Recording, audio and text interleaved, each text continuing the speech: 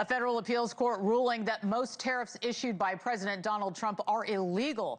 In a 7-4 decision, the court ruling the president went too far by declaring national emergencies to justify sweeping tariffs without congressional approval.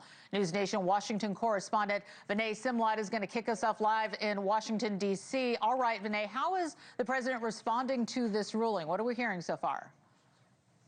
Yeah, Laura, the president's not happy. He says on Truth Social the court was highly partisan, and he says without tariffs, quote, we would be financially weak. We have to be strong. The court struck down 2 sets of tariffs. The first, the trafficking tariffs on imports from China, Canada, and Mexico, designed to get those countries to stop the illegal flow of fentanyl into the U.S.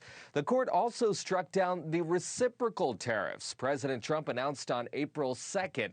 Those are the tariffs up to 50% on countries where the U.S. has a trade deficit and 10% baseline tariffs on every other country. President Trump says it's a national emergency. He says trade deficits are hurting manufacturing in the U.S. The court says, though, in a 7-4 ruling, the president's emergency economic powers don't give him the ability to tax. That power is left to Congress, not the White House.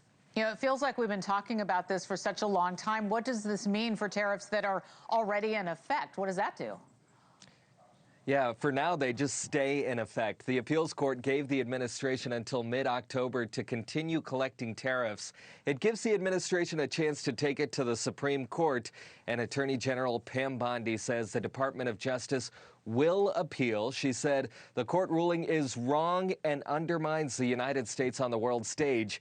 The appeals court has also asked the lower courts to decide which companies would get refunds on the tariffs they've already paid. Is it the company that's paid the tariff or just the companies that sued the government? The Treasury has collected so far $159 billion in tariff revenue.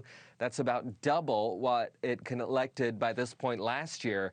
And the Justice Department warned if the government has to refund some of that tariff money, it could be a blow to the U.S. Treasury. Laura? All right, NewsNation Washington correspondent Vinay Simlot, live in Washington, D.C. Thank you so much for that. Thank you for watching. Subscribe below and download our NewsNation app right now on your phone, and you will get fact-based, unbiased news for all Americans.